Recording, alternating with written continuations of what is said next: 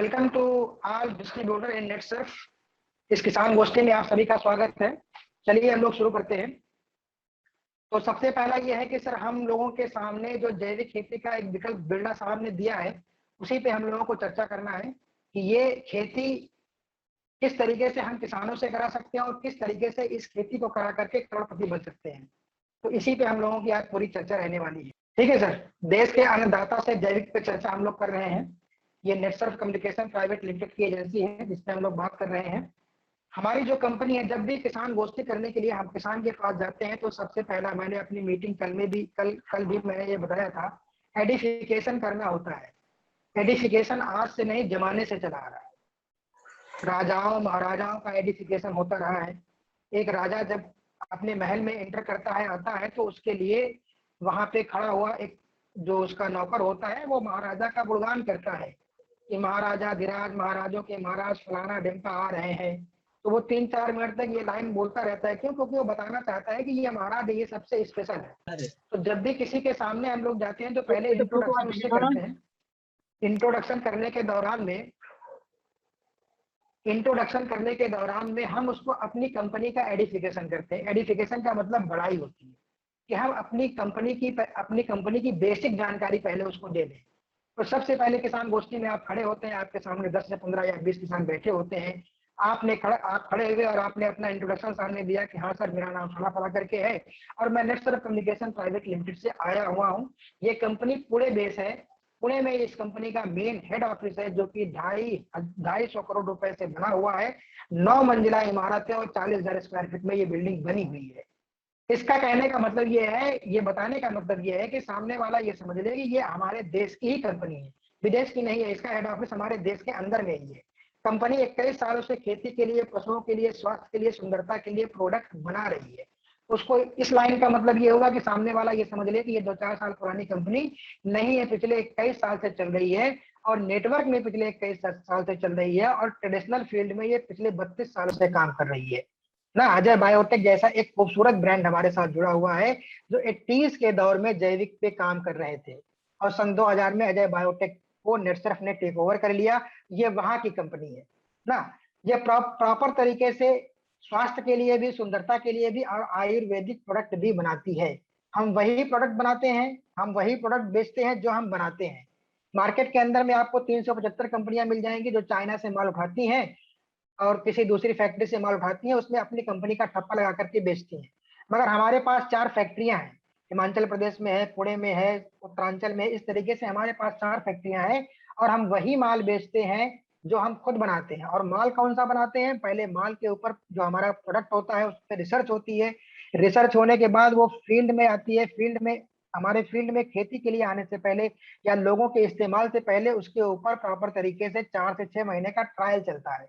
जब ट्रायल उसका 100% रिजल्ट वाला होता है तभी वो फील्ड में उतारी जाती है। रिसेंटली हमारा फिश का प्रोडक्ट आया, 2020 से चल रहा था। 2020 में कंपनी ने इसको लॉन्च करने के लिए पूरी तरीके से रेडी थी, मगर कंपनी ने उसको होल्ड कर दिया क्योंकि फील्ड के अंदर में जब उसका ट्रायल लिया गया तो कहीं ना कहीं उसमें 90% के आसपास रिजल्ट आ रहा था। कंपनी ने उसको होल्ड कर दिया कि इसको 100% करके ही फील्ड के अंदर में उतारेंगे। इसी वजह से वो प्रोडक्ट हमारा 1 साल डिले से लॉन्च हुआ। तो इस तरीके से जो प्रोडक्ट हम बनाते हैं वही हम बेचते हैं, किसी दूसरे के प्रोडक्ट पे अपना ठप्पा नहीं लगाते हैं। हमारी फैक्ट्रियां मैंने बताया पुणे में है, हिमाचल प्रदेश में है, इसके अलावा सिक्किम की तरफ भी है ना। हमारे खुद के साइंटिस्ट और RD research and development lab है, हमारा खुद का है ये सब। कंपनी के सीएमडी सुजीत जैन साहब हैं और उनके मालिक जो है या उनके कंपनी के जो पार्टनर कह लीजिए संजय मालपानी साहब है। और सुजीत जैन का नाम बहुत बड़ा है, बहुत बड़ा ब्रांड है। अभी आपने सुना होगा 250 रुपए की कोरोना टेस्टिंग किट लॉन्च हुई है जिसको बैठ करके आप अपने घर में कोरोना टेस्ट कर सकते हो। इस कंपनी का नाम माई लैब है। उस कंपनी का भी सुजीत जैन ही हमारे जो है, सुजीत जैन साहब ही हमारे जो है उसके भी सीएमडी है। मतलब माई लैब और नेटसर्फ दोनों उन्हीं की कंपनी है। और ऐसी दो नहीं, न जाने कितनी कंपनी उनके पास में है। माई लैब में जो कोरोना किट है उसके ब्रांड एम्बेसडर अक्षय कुमार है और हमारे एग्रीकल्चर के जो ब्रांड एम्बेसडर हैं वो खुद सुजीत जैन साहब खुद ही है ना। तो संजय मालपानी साहब जो कि बिरला फैमिली से बिलोंग करते हैं, बिरला फैमिली एक जाना माना नाम है, जाना माना ब्रांड है। 20 साल के बच्चे से पूछ लो भैया बिरला को जानते हो क्या? अरे भाई बिरला को कौन नहीं जानता है।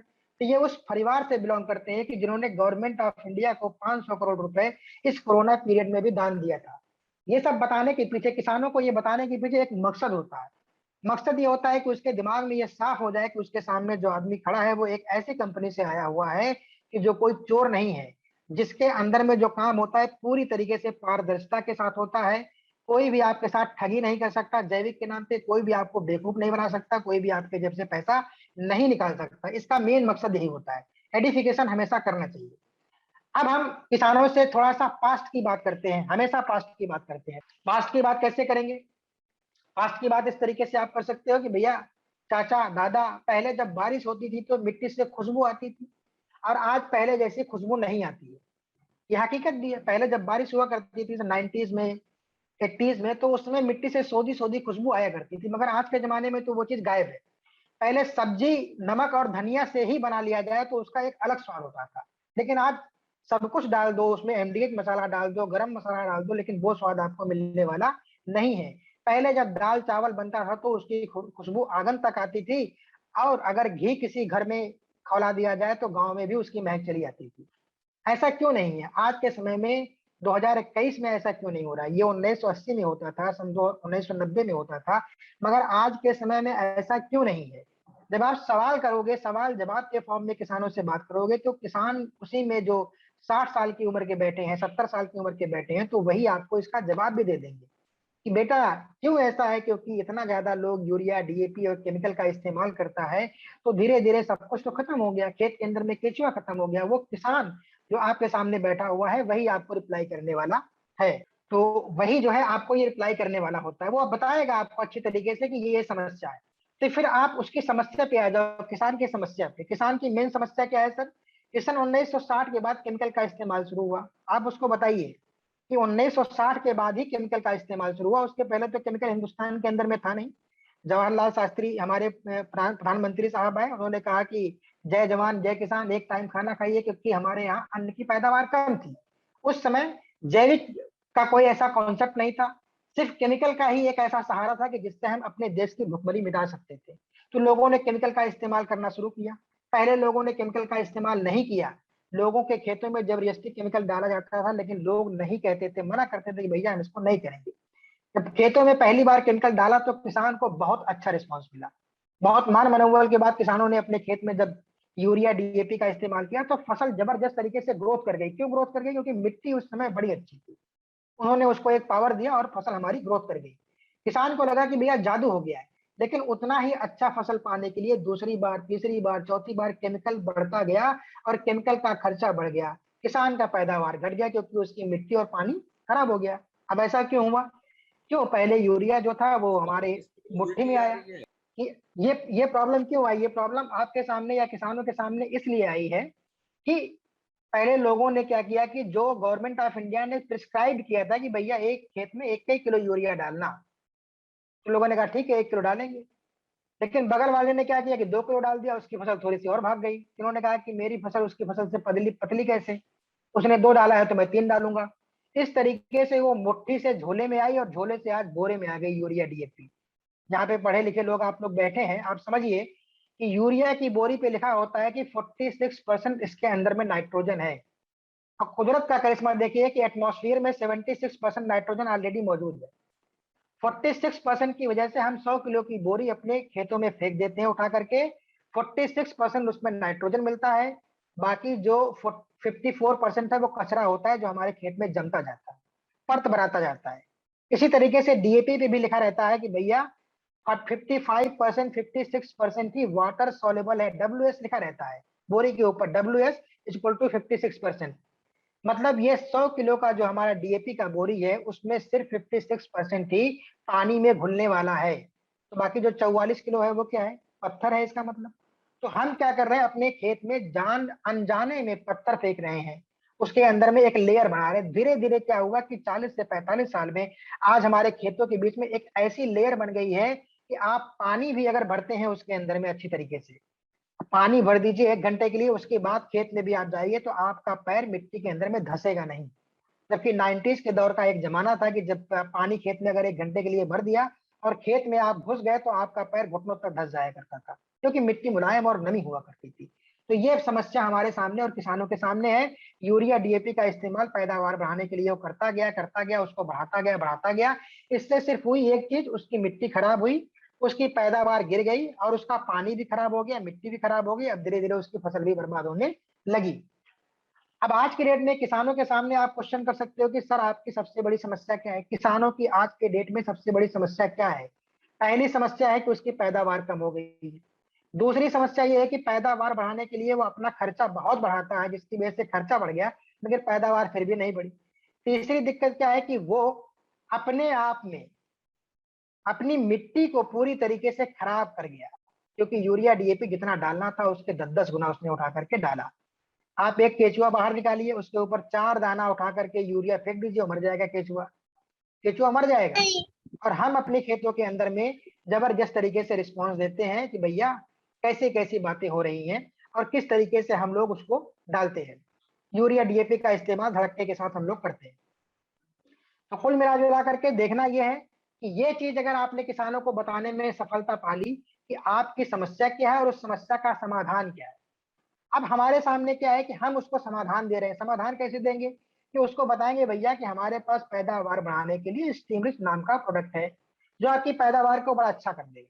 कैसे कर देगा उसके बारे में आगे देखेंगे। खर्चा कम करने के लिए हमारे पास बायो 99 नाम का प्रोडक्ट है। मिट्टी अच्छा करने के लिए शेफ नाम का हमारे पास प्रोडक्ट है। अब इसके बाद ये 3 चीजों के बाद उसको लेके आना है आपको अपने प्रोडक्ट के एडिफिकेशन पे। अपने प्रोडक्ट के बारे में पूरी जानकारी अब आपको उसको देना पड़ेगा। प्रोडक्ट हमारा क्या है? पहला है हमारा स्टीम रिच। ये बोतल हरी है सर। इसकी पहचान इसलिए हरी बनाई गई है कि पौधे का जितना भाग हरा होता है उस पे इसका इस्तेमाल होता है। जड़ के ऊपर का भाग हरा होता है, तना हरा होता है, उसकी पत्तियां हरी होती हैं, तो ये उन्हीं के लिए है, जड़ के ऊपर के लिए इसका इस्तेमाल होता है। धनिया से लेकर के आम के पेड़ तक किसी भी फसल में इसका इस्तेमाल कर सकते हैं। 15 लीटर पानी में साहब 30 ml का इस्तेमाल खाली होगा इसका। आज हमारे देश की सबसे बड़ी समस्या क्या है कि हम 100 दाने खेत के अंदर में फेंकते हैं, तो गवर्नमेंट ऑफ इंडिया का डेटा है कि मात्र 70 दानों में अंकुरण होता है। मात्र 70 दानों में, जिसको हम लोग दूसरी भाषा में जर्मिनेशन रेट कहते हैं। मतलब सिर्फ 70 दाने हैं जिनमें अंकुरण होता है। लेकिन अगर आपने स्टीम रिच से बंदे का बीज शोधन करा दिया, किसान को बीज शोधन पता ही नहीं कि बीज शोधन क्यों करना जरूरी है या जड़ शोधन करना क्यों जरूरी है। तो अगर आपने इससे उसका बीज शोधन करा दिया, जैसे ही आप इससे उसका बीज शोधन कराएंगे, उसकी जो अंकुरण की दर है वो 95% हो जाएगी। मतलब 100 दाने अगर आप खेत में फेंकते हो तो 95% दानों में अंकुरण होने वाला है। पैदावार यहीं से तो बढ़ जाती है। मतलब आप केमिकल के फॉर्म में जब 100 दाने फेंकते थे तो 70 में दाने अंकुरण होता था, और इससे जैसे ही आपने बीज शोधन किया तो आपके दाने की संख्या 95 में अंकुरण होने लगा। तो 20 से 25% पैदावार आपकी यही बढ़ जाती है, और ये बात किसान समझता है। इसका जो मेन रूट है मिट्टी में ज्यादा नीचे तक जाएगा। जो जड़ होती है ना वो मिट्टी में ज्यादा नीचे तक जाएगा। क्यों? क्योंकि मिट्टी पलाय और नम रहती है शेड डालने की वजह से। शेड के बारे में अभी हम लोग जानकारी लेंगे। इसकी वजह से क्या होता है? सफेद जड़ों की संख्या बढ़ती है। अब ये समझना है कि सफेद जड़ों में और काली जड़ों में क्या अंतर होता है। किसान ये बात जानता है, शायद हम लोग ना जानते हो। सफेद जड़ ऐसी होती है जो मेन रूट में नीचे बहुत अंदर तक जाती है और बहुत ताकतवर तरीके से नीचे फैलती है, सफेद जड़ें। इसके अलावा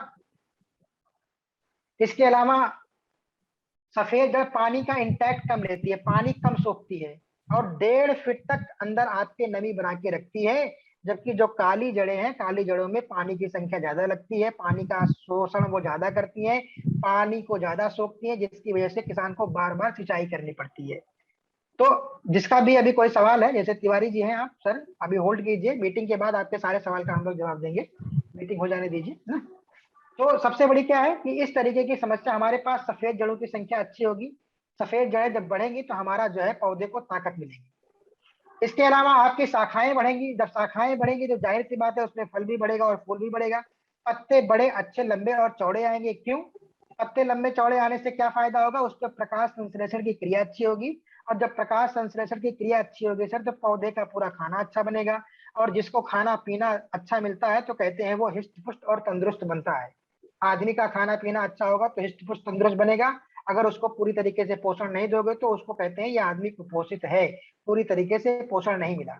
जब आपके पत्ते अच्छे होंगे, आपने स्टीम जैसा पदार्थ उसको दे दिया है, पोषण दे दिया है, तो आपके पत्ते भी चौड़े होंगे और पूरी तरीके से बेहतरीन उसका खाना एक तरीके से मिलने लगेगा। फूल गिरना कम हो जाएगा, फल गिरना कम हो जाएगा। 10 फूल अगर आते हैं तो 10 में फल आएगा और फल के अंदर में साइन अच्छा आएगा, कलर अच्छा आएगा। तो अब ये देखना है कि फल के अंदर में साइन अच्छा आएगा, कलर अच्छा आएगा और फल ज्यादा दिनों तक टिकने वाला है। तो देखिए सर, प्रोडक्ट एक ही है मगर उसके काम कितने अनेक हैं। तो ये बात किसान को समझ में भी आती है और हम लोग इसी तरीके से किसान गोष्ठी करते हैं और इसी तरीके से किसान समझता है और वो रिस्पॉन्स भी लेता है और आपके साथ जैविक खेती करता भी है। अभी किसानों को सफेद जड़ को बढ़ाने के लिए उसको मार्केट में अलग प्रोडक्ट अवेलेबल है। फूल नहीं गिरे इसके लिए मार्केट में अलग प्रोडक्ट अवेलेबल है। फल नहीं गिरे इसके लिए अलग उसको लेके आना पड़ता है ना। तो हर चीज के लिए मार्केट में कंपनियों ने अलग अलग प्रोडक्ट बना के रखा है ताकि किसानों को अच्छी तरीके से लूटा जा सके। मगर हमारा एक ही प्रोडक्ट है जो आपके जर्मिनेशन को भी बढ़ाता है, फलों को भी बढ़ाता है, पत्तियों को भी बढ़ाता है, तने को भी मजबूत करता है। एक प्रोडक्ट है और इसके इतने सारे काम है। इसके बाद हम लोग आगे चलते हैं। अब दूसरा हमारा जो प्रोडक्ट है सर उसका नाम है बायो 99। बायो 99 काम क्या करता है, हमारा खर्चा कम करता है। खर्चा कम करने का काम करता है। 15 लीटर पानी में मात्र 5 ml का इसका इस्तेमाल होता है। मतलब 5 का मतलब 5, 6 नहीं करना है आपको ना। लोगों के साथ समस्या थोड़ी सी ये रहती है कि वो जो घर का किसान होता है, जो अगर अच्छा किसान है तो वो खेतों में छिड़काव करने नहीं जाता, किसी दूसरे से छिड़काव कराता है। तो वो जो छिड़कने के लिए जाता है वो कहता है चाचा बोले हैं 5 ml ले आओ, 10 ml डाल देते हैं, क्या फर्क पड़ेगा 5 ml से।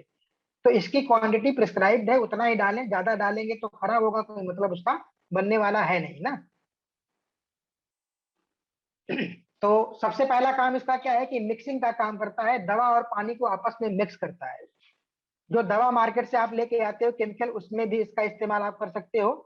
जो मार्केट के अंदर में केमिकल अवेलेबल है उनका जो बेस होता है ना वो ऑयली होता है, तेली होता है, जिसकी वजह से जब आप उसको स्प्रे करने के लिए लेके जाते हो तो पूरी तरीके से वो जब पत्तों के ऊपर आप डालते हो तो वो पत्तों पर चिपकता नहीं, नीचे गिर जाता है। ये क्या करता है कि दवाओं को पानी में पूरी तरीके से मिक्स कर देता है, मतलब तेल के ऑयल के बेस को खत्म कर देता है। आपको पता भी नहीं लगेगा कि हमारे पानी के अंदर में दवा वही पड़ी है, मतलब बिल्कुल मिला देगा। दूसरा काम क्या करता है, दवा को पत्ते के ऊपर चिपकाने का काम करता है, मतलब स्टिकर का काम करता है। 30 सेकंड के अंदर जो भी दवा रहती है उसको लेकर के पत्तों की नसों के अंदर में घुस जाता है। कुछ कीड़े ऐसे होते हैं, कुछ दिक्कत ऐसी होती है जो पत्ते के दूसरे तरफ होती है, तो ये पत्ते के दूसरे तरफ आर पार भी हो जाता है ये दवा। तीसरी चीज इसकी खासियत क्या है कि ये जिसके साथ भी आप मिलाओगे उसकी ताकत को बढ़ा देता है। अगर केमिकल के साथ मिलाओगे, एक खेत में मान लीजिए 100 ml या 100 ग्राम 100 ml केमिकल का इस्तेमाल आपको करना है, तो आप 75% केमिकल उठा लो, 5 ml इसको उठा लो, ये 100 ml के बराबर काम करा देगा उससे। अल्ट्रा वायलेट रेज को रिफ्लेक्ट करता है, जिसकी वजह से पौधे के ऊपर डिफरेंट डिफरेंट टाइप के वायरस अटैक होते हैं, पत्तों के अंदर में झुलसा टाइप के बहुत सारे रोग लग जाते हैं। फसल को अंदर से ठंडा रखता है। फसल की रोग प्रतिरोधक क्षमता को बढ़ाता है, जिसकी वजह से अगल बगल वाले खेत में जो छुआछूत वाली बीमारियां होती हैं वो आपके खेत में नहीं आ पाती हैं। बहुत सारी बीमारियां ऐसी होती हैं जो आपके खेत में नहीं है, बगल वाले के खेत में है, वहां से आपके खेत में आती हैं। पानी का पीएच लेवल भी कंट्रोल करता है और मिट्टी को भी मुलायम करता है। स्प्रे आप पत्ते पे करते हैं और 5 मिनट के अंदर में ये जड़ों के अंदर में भी घुस जाता है। ये इतना जबरदस्त तरीके का काम है। तो ये आपका खर्चा कम करने वाला प्रोडक्ट है। इसके आगे हम लोग चले शेट। ये काली बोतल है सर। काली बोतल का मतलब मिट्टी काली होती है, तो मिट्टी के लिए इसका इस्तेमाल हम लोग करते हैं। अब इसका थोड़ा सा बैकग्राउंड आपको किसानों को बताना पड़ेगा कि सर पहले हम लकड़ी के हल से जुताई करते थे। एक जमाना था 90s में, 80s में या 60s 70s के दौर में लकड़ी के हल से लोग जुताई किया करते थे। बाद में धीरे धीरे ट्रैक्टर से लोगों ने जुताई किया। 90s के दौर में ट्रैक्टर का जो है आविष्कार हुआ, आया मार्केट के अंदर में। आविष्कार तो पहले ही हुआ था। आज के डेट में लोग ट्रैक्टर से जुताई तो करते हैं मगर उसका हार्स पावर उनको बढ़ाना पड़ा। पहले 30 से 35 हॉर्स पावर के ट्रैक्टर आते थे, आज के डेट में 60 से 65 हॉर्स पावर के ट्रैक्टर मार्केट में अवेलेबल हो गए हैं। ऐसा क्यों हो रहा है? पहले हल से ही हो जाता था। ऐसा इसलिए हो रहा है कि यूरिया डीएपी डाल डाल के हमने अपने खेतों में मोटी परत जमा कर दी है, जिससे हमारी मिट्टी पथरीली हो। इसकी वजह से ये नौबत आ रही है। और अगर लगातार ऐसा ही चलता रहा, किसान ने अपने आप को नहीं बदला, नहीं चेंज किया, तो वो दिन दूर नहीं है जब हमको जेसीबी से भी खुदाई करनी पड़ेगी अपने खेत की। अगर हम मिट्टी को अमीर करते हैं तो सर मिट्टी भी हमको अमीर करती है। मिट्टी के लिए एक ही माँ के बेटे झगड़ते हैं, मिट्टी के लिए देशों में युद्ध छिड़ जाता है और मिट्टी के लिए माँ के बेटे शहीद होते हैं, मगर हम अपनी मिट्टी के अंदर में ही जहर डाल रहे हैं, डेली जहर डाल रहे हैं। और वही जहर से पैदा हुआ अनाज हम अपने बच्चों को खिला रहे हैं और 10 साल के बच्चे को कैंसर हो जाता है, टीबी हो जाता है, अल्सर हो जाता है, डायबिटीज हो जाता है। पुणे का एक केस अभी नोटिस में आया है लोगों के कि 10 साल के बच्चे को डायबिटीज हुआ है, 3 साल के बच्चे को कैंसर हुआ है। तो तो इस तरीके की चीजें जो हमारे सामने आ रही है उसको हम लोगों को देखना पड़ेगा। जब आप किसान के सामने इस तरीके की बात करते हैं तो कहता है कि बात तो आपकी बिल्कुल जाहिर है, बिल्कुल सही है। अब इसको देने का इंतजाम क्या करना है कि 15 लीटर पानी में 30 ml का इस्तेमाल कर सकते हैं देने के लिए। और पहली बार इसको तब देना है जब खेत में, जब सबसे पहले पानी आप लगाएंगे तभी इसका इस्तेमाल खेतों में आपको करना होगा। मान लीजिए कुछ फसल ऐसी होती है कि पहले पानी उसमें लगा दिया जाता है, मिट्टी को तैयार किया जाता है, जब उसमें पानी लगाइए तो 1 एकड़ में ये 1 बोतल शेड का इस्तेमाल आपको करना है। कुछ फसल ऐसी होती है जिसमें बाद में पानी लगता है, तो जब पहली बार खेत में पानी लगेगा तभी इसको लगाना है। मतलब खेत के अंदर में पानी होना जरूरी है इसका इस्तेमाल करने के लिए। और 1 एकड़ के लिए ये 1 बोतल सफिशियंट है। ये बैक्टीरिया बेस्ड प्रोडक्ट है सर। बैक्टीरिया का रोल बहुत अहम होता है। अब आप समझिए कि आपके घर के अंदर में किसान इस बात को अच्छे से समझता है कि गाय है, भैंस है, अगर वो ताजा ताजा कल उसने गोबर दिया और वो गोबर आज ले जाकर के आप खेत में फेंक दीजिए तो आपको कोई फायदा होने वाला है क्या? किसान बोलेगा बिल्कुल नहीं होगा। आप पूछो क्यों नहीं होगा? इसलिए नहीं होगा क्योंकि वो ताजा गोबर है, गोबर को पहले सड़ाना पड़ेगा, जब गोबर पूरी तरीके से सड़ जाएगा तब जाके वो फायदा करेगा। उसको शायद ये ना पता हो कि सड़ने के बाद गोबर के अंदर में बैक्टीरिया पैदा हो जाती है, शायद ना पता हो, लेकिन उसको ये पता है कि गोबर जब सड़ जाएगा तभी ये फायदा करने वाला है।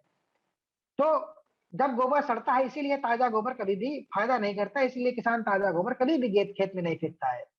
तो गोबर जब सड़ता है तो उसके अंदर में बैक्टीरिया पैदा होता है। अब बैक्टीरिया की एक ताकत और समझ लीजिए कि आपके पास 500 लीटर अगर दूध रखा हो, उसमें खाली 500 ग्राम आप दही डाल दो, तो बैक्टीरिया की पावर क्या है कि 24 घंटे के अंदर में उस 500 लीटर दूध को दही में कन्वर्ट कर देगा। मतलब दिन दूने रात चौगुने से भी तेज इसके बच्चे बढ़ते हैं बैक्टीरिया के। तो इतनी तेजी के साथ बैक्टीरिया काम करता है। अब सोचने वाली बात यह है कि 1990 में हम चिट्ठी लिखा करते थे अंतरदेशी, कि अपने दोस्त को, अपने भाई को, अपने बच्चे को, अपने बेटे को जौनपुर से, लखनऊ से, प्रतापगढ़ से, सुल्तानपुर से चिट्ठी लिखते थे। 15 दिन बाद वो चिट्ठी पहुंचती थी, वो बेटा पढ़ता था और 15 दिन बाद उसका रिप्लाई करता था, तो 1.5 महीने बाद वापस आता था। जमाना बदला, टेक्नोलॉजी का माहौल आया। टेक्नोलॉजी ने क्या किया कि आज आप व्हाट्सएप से वीडियो कॉल कर सकते हो, जूम मीटिंग पे आकर के बात कर सकते हो अपने बच्चे से। इस तरीके का माहौल बदला कि 1 सेकंड के अंदर में एसएमएस कर सकते हो और व्हाट्सएप कर सकते हो, क्योंकि टेक्नोलॉजी ने पूरी चीजों को बदल दिया, पूरी तरीके से बदल दिया। तो वही काम यहाँ पर भी, खेतों में भी टेक्नोलॉजी का इस्तेमाल बिरला साहब ने किया। कैसा किया? उन्होंने ये किया सिंपल तरीके से कि जो आपके गोबर के अंदर में बैक्टीरिया पाए जाते हैं ना, उसी बैक्टीरिया को पकड़ा, वहां से निकाला और इस बोतल के अंदर में डाल दिया।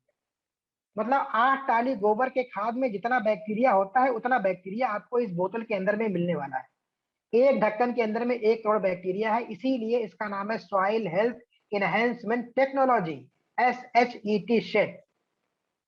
तो तब किसान को समझ में आता है कि बात तो सही है, काम तो सड़ने वाले गोबर से ही होता है और सड़ने वाले गोबर में बैक्टीरिया होता है। तो वही बैक्टीरिया अगर हमने इसमें निकाल के डाल दिया, तो गोबर से अगर आपने बैक्टीरिया निकाल दिया तो गोबर सिंपल तरीके से मिट्टी ही तो है और उसमें क्या है, कुछ नहीं है, बेकार है वो। तो ये बात उनको समझ में आती है और फिर वो आपकी बातों को मानते हैं और आपके हिसाब से भी काम करते हैं। अब बैक्टीरिया का और भी बहुत सारा काम होता है कि बैक्टीरिया मिट्टी के हार्मोन्स को बैलेंस करता है और फसल को जो बनाना चाहिए वो खुद बनाता है और उन्हें सप्लाई करता है। क्यों? क्योंकि आपने उसको स्टिमुलस दे दिया है, आपने उसको बायो 99 दे दिया है, आपने उसको सेट दे दिया है, तो हार्मोन्स खुद अपना खाना तैयार करेगा। और जब धूप होगी और पत्तों के ऊपर वो धूप पड़ेगी तो वो खाना अपने आप बनेगा। जैसे आप अपने घर में पनीर ला के बड़े अच्छे तरीके से रख दीजिए और आपके गैस सिलेंडर में गैस नहीं हो तो खाना तो बनेगा नहीं। आपके पास सारा पोषक तत्व रखा हुआ है मगर खाना पकने के लिए कोई व्यवस्था है नहीं, तो आपको खाना मिलने वाला नहीं है। आप भूखे सोओगे और एनर्जी आपकी लॉस होगी। उसी तरीके से यहाँ आपने उसको सेट दे दिया, सारी दवाएं दे दी, सब कुछ दे दिया, मगर वो खाना उसको मिलना तो चाहिए। मिलेगा कैसे? जब पत्ते चौड़ेगे। पत्ता चौड़ा कौन करेगा? स्टीम रिच, जो आपने पहले ही विश्वधन में दे दिया है। तो इस तरीके के सर ये हमारे प्रोडक्ट हैं। अब आगे चलते हैं, स्प्रे और रिजल्ट की बात करते हैं। किसानों के सामने इस बात को भी आपको रखना पड़ेगा, क्योंकि किसान क्या करता है सर कि अगर 1 रुपया भी महंगा उसको ये सामान लगा तो ये अमृत भी आप बेचोगे तो नहीं लेगा। उसको चाहिए सामान सस्ता और पैदावार ज्यादा। ये दो चीजें अगर आप उसको दे सकते हो, ये दो चीजें अगर आप उसको समझा सकते हो, तो आपके साथ वो काम करने को तैयार है। अगर 1,000 रुपए का खर्चा यूरिया DAP पे करता है, अगर 1200 भी होगा तो भी ये काम नहीं करेगा। तो कंपनी भी इस बात को जानती है, किसानों की मजबूरियां कंपनी भी जानती है, उसी तरीके से इसको उन्होंने डिजाइन भी किया है। तो स्प्रे पे आके देखते हैं कि पहला स्प्रे आपको 3 से 4 पत्ता जब फसल के अंदर में आ जाए, अंकुरण होने के बाद 3 से 4 पत्ता आ जाए, तो पहला स्प्रे आपको स्टीम रिच और बायो 99 का करना है। दूसरा स्प्रे उसके 15 से 20 दिन बाद करना है। तीसरा स्प्रे उसके 15 से 20 दिन बाद या फूल आने से पहले करना है। चौथा स्प्रे उसके 15 से 20 दिन बाद या फल आने के पहले करना है। इस बात को ध्यान रखना है, जिस टंकी से स्प्रे करना है उसको अच्छे से गर्म पानी से धो लेना चाहिए, क्योंकि उसी टंकी से आप केमिकल का भी स्प्रे करते हो, तो इसलिए उस टंकी को अच्छी तरीके से आपको धो लेना चाहिए। उसके बाद ये जैविक का स्प्रे करना चाहिए ना। अब रिजल्ट कैसा आएगा इसके बारे में देख लें। 4 स्प्रे अगर आपने करवा दिया पूरी फसल में तो रिजल्ट आपको चमत्कारिक मिलने वाला है। अगर आपने 3 कराया तो रिजल्ट आपको बढ़िया मिलने वाला है, 2 कराया तो अच्छा रिजल्ट आएगा, खाली 1 स्प्रे कराया तब भी आपको ठीक ठाक रिस्पॉन्स मिलने वाला है। लेकिन अगर आपने 4 स्प्रे करवा दिया तो आपको अपनी आंखों पे भी भरोसा नहीं होगा, और अगर आपके अगल बगल वाले लोग कहेंगे भैया पिछले 25 सालों में तो ऐसी खेती नहीं देखी थी, ऐसा दाना नहीं देखा था, ऐसी क्वालिटी नहीं देखी थी, तो इस तरीके का आपको रिस्पॉन्स और रिजल्ट मिलने वाला है। अब 1 एकड़ में हमारा खर्चा कितना आएगा? खर्चा कैसे आएगा? पहली बार जब स्प्रे करते हैं तो 5 टंकी लगता है। एक सारी बातें 1 एकड़ की हो रही हैं। एकड़ पूरे हिंदुस्तान में बराबर होता है, बीघा हर जगह अलग अलग होता है, इसलिए कंपनी ने सारा कैलकुलेशन एकड़ में करके रखा है। पहला स्प्रे जब करने के लिए आप खेतों में जाते हैं तो आपका पौधा छोटा होता है, और जब पौधा छोटा होता है तो उस समय टंकी का इस्तेमाल कम होता है, तो आपको 5 टंकी का इस्तेमाल करना पड़ेगा। दूसरे स्प्रे में जब दूसरी बार आप स्प्रे करने जाएंगे तब भी 5 टंकी के आसपास लगता है। तीसरा स्प्रे जब आप करने के लिए जाएंगे तब भी आपको करीब करीब 6 टंकी लगेगा। इसी तरीके से चौथे स्प्रे में भी 6 टंकी लगेगा। टोटल आपकी 22 टंकी पानी लगेगा। एक टंकी में 15 लीटर पानी होता है, तो मतलब 330 लीटर पानी आपके इस्तेमाल में आने वाला है। अब दवाई का खर्चा देख लेते हैं। सेट जो काली वाली बोतल है, जो मिट्टी को सही करती है, मिट्टी को पढ़ाई करती है, मिट्टी को नमी प्रदान करती है, वो 1 लीटर 1 एकड़ के लिए सफिशियंट है, 1 एकड़ के लिए। और उस पे जो एमआरपी है वो 1200 रुपए है। अगर आप किसानों का सब्सिडी कार्ड बना देते हैं 30% का, तो उसको ये बोतल 860 रुपए में पड़ेगी। स्टीम रिच 15 लीटर पानी में 30 ml लगेगा, तो 330 लीटर पानी में उसको 660 ml इस्तेमाल होगा। एमआरपी से 1320 रुपए पड़ता है, और डिस्काउंट अगर 30% का उसका सब्सिडी कार्ड है तो 924 रुपए का पड़ेगा। बायो 99 15 लीटर पानी में 5 ml का इस्तेमाल होगा, और 231 रुपए डीपी पे उसका खर्चा आने वाला है। ये खर्चा हो गया। मतलब 4 बार अगर आपने स्प्रे करवा दिया तो करीब 30% उसकी पैदावार बढ़ जाएगी। मतलब जिस खेत में 10 कुंटल की पैदावार हो रही थी उसमें अब करीब करीब 13 कुंटल पैदा होगा। मिट्टी अच्छी होना शुरू हो जाएगी। यूरिया डीएपी को 30 से 40% हम कट करना शुरू कर देंगे, और 3 से 4 फसल के बाद यूरिया डीएपी पूरी तरीके से जीरो हो जाएगा, और दैविक दवाई पे जितना खर्चा आज था उतना ही कल भी करेंगे। तो कहने का मतलब यह है कि किसान का खर्चा आधा और पैदावार 40% तक उसको ज्यादा मिलने वाली है। अब ये कैलकुलेशन आप देख सकते हो थोड़ा सा कैसे। कंपेरिजन चार्ट देखिए, आप आपके स्क्रीन पे आ रहा होगा कि पहले मान लीजिए जो पहली लाइन आपको नारंगी कलर की दिख रही है, मान लीजिए आप जैविक से पहले की बात करें तो आप अपने खेतों में मैंने मान लिया कि 4000 रुपए का यूरिया डीएपी और केमिकल का इस्तेमाल करते थे। इस बार आपने ये डिसीजन लिया कि भैया हम जो है 1 एकड़ में अपना जो है जैविक माध्यम से भी फसल करेंगे। तो पहली बार अगर आप जैविक करने जा रहे हैं तो 2000 रुपए का यूरिया डीएपी और केमिकल का इस्तेमाल कीजिए, और 2000 रुपए का हमारा प्रोडक्ट, जैसा कि मैंने ऊपर आपको बताया कि 2000 रुपए के खर्चे में आपका ये हो जाएगा। तो टोटल खर्चा पहले भी आपका 4000 था, और जब पहली बार आपने जैविक किया तब भी 4000 रुपए का है। लेकिन फसल में आपको 10 से 15% की ग्रोथ मिलने वाली है। अब दूसरी फसल आपने 3 से 4 महीने बाद जब शुरू किया तो उसमें यूरिया डीएपी को आप 500 रुपए का और कम कर दो, मतलब 1500 रुपए का यूरिया डीएपी डालो, और हमारे जो जैविक दवा है उसका खर्चा फिक्स रहेगा 2000 रुपए। इस बार 500 रुपए आपके बच गए और आपकी पैदावार 15 से 20% बढ़ जाएगी। इस तरीके से तीसरी फसल में आप 1000 रुपए का यूरिया डीएपी डालिए, और 2000 रुपए का जैविक, 3000 रुपए का टोटल खर्चा होगा, और पैदावार आपकी 25 से 30% बढ़ जाएगी। और चौथी बार में और पांचवी बार में इसको आप जीरो कर लीजिए, आपका खर्चा 50% कम हो जाएगा और पैदावार 35 से 40% बढ़ जाएगी। अब कोई कह सकता है कि भैया पहली बार में हमको जैविक करना है, कर लो, कोई मना नहीं कर रहा है, लेकिन खर्चा बढ़ जाएगा। ऐसे समझिए कि कोई आदमी 20 साल से लगातार बीड़ी पी रहा है, सिगरेट पी रहा है, दारू पी रहा है। आज उसको घर वालों ने कसम दे दी कि बाबा आज के बाद से बीड़ी पीना नहीं, दारू छूना नहीं, तो कल से क्या उसका लीवर सही हो जाएगा? नहीं सही होगा, क्योंकि 20 साल तो दारू पिया है ना, उसने 20 साल तो बीड़ी पिया है ना। आज कसम खा लिया तो लीवर कल उसका नहीं सही होगा। उसके लिए उसको सतत प्रयास करना पड़ेगा और सीक्वेंस से उसको ये नशा छोड़ना पड़ेगा। तो जब किसी डॉक्टर के पास जाएगा तो डॉक्टर उसको सलाह देगा, भैया 20 बीड़ी पीते हो तो अभी 15 पियो, 1 महीने बाद 10 करना, फिर 5 करना, फिर 4 3 2 1। उसी तरीके से हम जैविक को भी करते हैं। जो हमारे खेत हैं उनको 30 से 40 साल का केमिकल का नशा है, यूरिया डीएपी का नशा है, तो उसको हम लोग यहाँ से दूर करते हैं कि धीरे धीरे करके उसके नशे को खत्म करते हैं। और 3 से 4 फसल के अंदर में आप उसका नशा पूरी तरीके से खत्म करके 100% जैविक प्रोडक्ट आप पैदा कर सकते हो। और इस प्रोडक्ट को आप गवर्नमेंट ऑफ इंडिया की लैब में ले जा करके जैविक का सर्टिफिकेट भी ले सकते हो। लेना क्यों जरूरी है कि जैविक गेहूं 55 रुपए 50 रुपए किलो बिकता है और नॉर्मल गेहूं 17 रुपए किलो बिकता है। जैविक टमाटर 60 रुपए किलो बिकता है, नॉर्मल टमाटर 20 रुपए किलो बिकता है। तो जैविक जो फसल आप पैदा करोगे उसकी आपको कीमत भी अच्छी मिलने वाली है, लेकिन आपके पास सर्टिफिकेट होना चाहिए। तो इस तरीके से ये वर्क करता है। अब आगे चल के देखते हैं 1 एकड़ के पीछे किसान को कितना फायदा होगा अगर वो हमारे हिसाब से बिजनेस या हमारे हिसाब से अपनी खेती को करता है। रेगुलर अगर किसी खेत में 10 बोरी पैदा होती है तो उसकी अपनी दवा का अगर वो इस्तेमाल करता है तो 13 बोरी पैदा होगी, मतलब 30% की पैदावार बढ़ के मिलने वाली है। यूरिया डीएपी पे उसका 1,000 रुपए का खर्चा कम हो जाएगा, जो कि मैंने आपको दिखा दिया था। 25 से 40% पैदावार बढ़ जाएगी, 50% केमिकल का इस्तेमाल कम हो जाएगा, 25% तक कीटनाशक का खर्चा कम आएगा और मिट्टी आपकी अच्छी होना शुरू हो जाएगी। अब ये हमारी किसान गोष्ठी थी। अब यहाँ पे जितने लोग बैठे हैं उनमें बहुत सारे लोग बिजनेस करने के लिए बैठे हैं नेट सर्फ के अंदर में, कि हमको बिजनेस करना है और बिजनेस करके यहाँ पे हमको करोड़पति बनना है।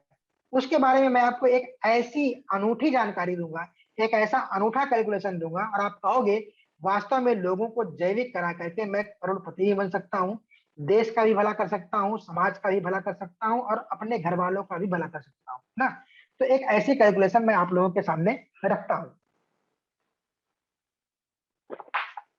कैलकुलेशन क्या है सर, कि मान लीजिए कि आप एक ऐसी जगह पे बैठे हैं, मान लीजिए सुल्तानपुर में डॉक्टर साहब हमारे बैठे हैं, डॉक्टर अनिल साहब हमारे वहां बैठे हैं, पांडे सर।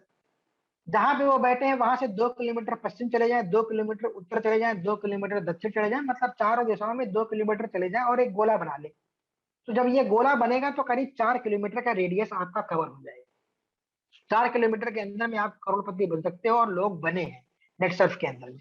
अब इसकी कैलकुलेशन आपको देखनी पड़ेगी कि कैसे बन सकते हैं। आप समझिए कि 4 किलोमीटर में गवर्नमेंट ऑफ इंडिया का डेटा है कि 4,000 एकड़ खेती की जमीन होती है। 4,000 एकड़ खेती की जमीन आपको 4 किलोमीटर के एरिया में मिलती है जिसपे किसान खेती करता है।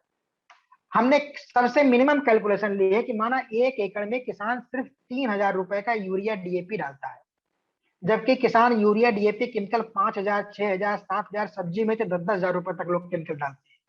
लेकिन हमने लिया है कितना, 3,000 रुपए का यूरिया डीएपी और केमिकल किसान डालता है 1 एकड़ में। 4 किलोमीटर में 4,000 एकड़ खेती है और 1 एकड़ में 3,000 रुपए का खर्चा आ रहा है, तो 4 किलोमीटर के अंदर में 1,20,00,000 रुपए का धंधा रखा हुआ है। मतलब 1,20,00,000 रुपए का टर्नओवर 4 किलोमीटर के अंदर में आपको दिखाई दे रहा है। अगर इसी का आपको 10% मिल जाए जो नेटवर्क के माध्यम से नेट सर्फ देता है, तो 12 लाख रुपए आप कमा सकते हैं सिर्फ 4 किलोमीटर के एरिया से। अब ये काम होगा कैसे? सबसे पहले शुरुआत तो हमको खुद करनी पड़ेगी, अपने घर के खेत में इसका इस्तेमाल करना पड़ेगा। आपकी पैदावार अच्छी होगी, 2-4 किसान उस गांव के और आएंगे, उनकी पैदावार अच्छी होगी, 2-4 किसान उस गांव के और आएंगे। 2 से 3 फसल में उस गांव में करीब करीब 70% लोग जैविक पे आ जाएंगे। और जो उस गांव में लोग रहते हैं उनके रिश्तेदार भी बगल वाले गांव में रहते हैं, 10 किलोमीटर दूर रहते हैं, 20 किलोमीटर दूर रहते हैं। मतलब फिर जब उनकी फसल होगी तो वो अपने रिश्तेदारों को बताएंगे भैया इसका इस्तेमाल करो, क्योंकि वो उसी के माध्यम से आ रहे हैं। तो वो बिजनेस आपके नीचे ही कैलकुलेट होगा, क्योंकि नेट सर्फ बाइनरी का सिस्टम है, ये आप जानते हैं जितने लोग हैं। तो इस तरीके से क्या होगा कि सिर्फ आपको करना क्या है, अपने गांव को जैविक करने पे मेहनत करना है। अगल बगल के गांव वो किसान ऑटोमेटिक जैविक कर देंगे। एक किसान का अगर खेत जैविक कर दिया, उसको रिस्पॉन्स आ गया, उसको रिजल्ट आ गया, उसको फायदा हो गया, तो उसके जितने रिश्तेदार है सबको फोन करके बता देगा दादा बहुत बढ़िया काम हो रहा है, इससे काम करो। और अगर कोई किसान पैसे वाला है, बिजनेस माइंडेड है, अगर आपने उसको ये बिजनेस समझा दिया नेट सर्फ का, जो हम लोगों ने कल पूरा प्लान किया था, तो फिर तो वो तहलका मचा देगा। तो इस तरीके से आप एक बेसिक कैलकुलेशन दे सकते हैं कि 4 किलोमीटर के अंदर का एक पैच पकड़िए और उसमें भी पहले आप अपने गांव को जैविक करिए। और आपका गांव अगर आपने 1 साल में भी जैविक कर लिया तो आगे आने वाले 2 साल में ये धंधा आपका है, 12 लाख रुपए आपके कहीं नहीं गए। और ये मंथली की बात मैं कर रहा हूँ आपके सामने ना।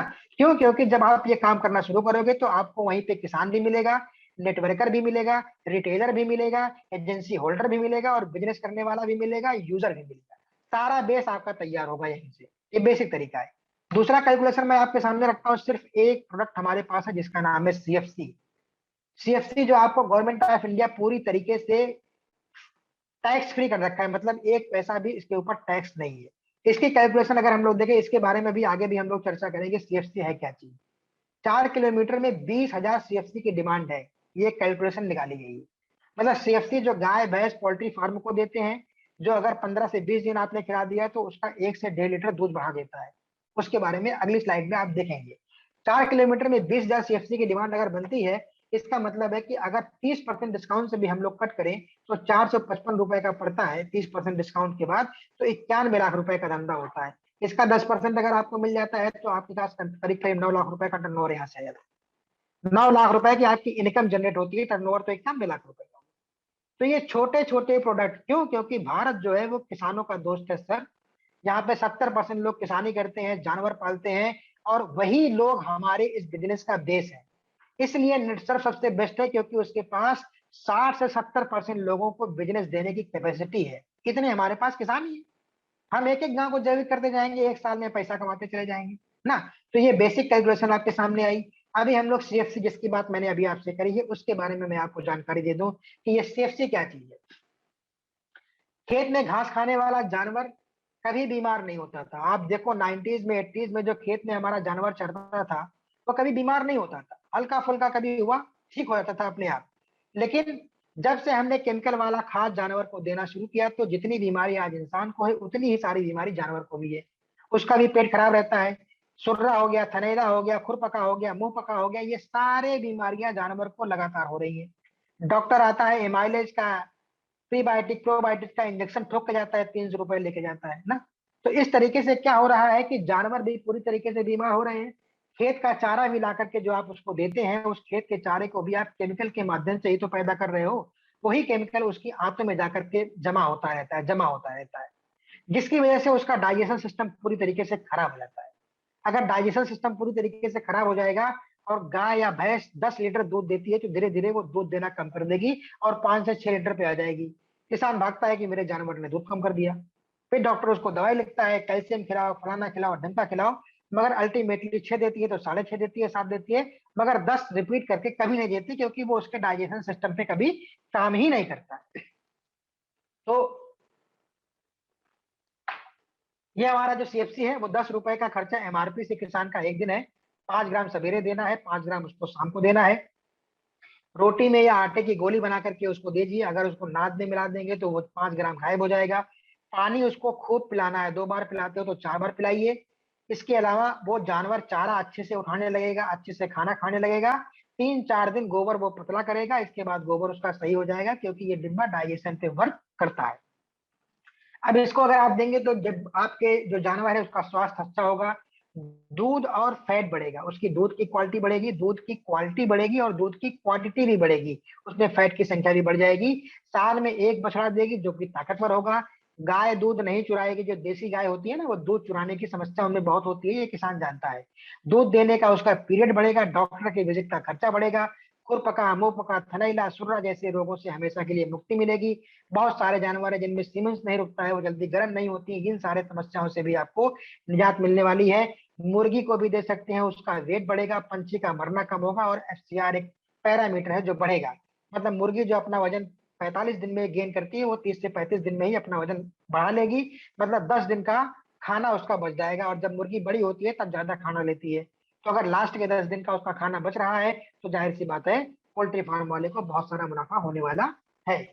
तो ये हमारा पूरा स्लाइड था। किसान गोष्ठी में आपको इतना ही करना है, और लास्ट में आपको किसानों से उनकी राय भी जाननी है कि इनमें से कौन कौन से लोग ऐसे हैं जो अपना सब्सिडी कार्ड बनाना चाहते हैं। 15%, 20%, 25%, 30% का डिस्काउंट इस समय चल रहा है। जिसको भी सब्सिडी कार्ड बनाना है वो आ जाए, उसका यहाँ पे अपना डेटा मेंटेन करा दे, उसका सब्सिडी कार्ड बन जाएगा। अगर आप किसी के माध्यम से गए हैं एजेंसी खोलने के लिए और एजेंसी होल्डर ने वहां पे किसानों को इकट्ठा किया है, तो आपको ये बोलना है कि भैया इन्होंने एजेंसी लिया है, और इन्हीं के माध्यम से आपकी जो है वो सब्सिडी कार्ड बनेगा। सब्सिडी कार्ड आप भी बना सकते हो, एजेंसी होल्डर भी बना सकता है, क्योंकि जितना बिजनेस वहां पे आएगा वो सारा का सारा बिजनेस आपके नीचे ही जाने वाला है, एजेंसी होल्डर के नीचे ही जाने वाला है, या जिस डिस्ट्रीब्यूटर ने आपको वहां पे इनवाइट किया है उसके नीचे ही जाने वाला है। तो कुल मिला जुलाकर ये किसान गोष्ठी होती है, और अंत में इस तरीके से आपको इसकी क्लोजिंग भी करनी चाहिए। ये हमारी पूरी मीटिंग थी सर, जो हमने आपके सामने प्रेजेंट किया।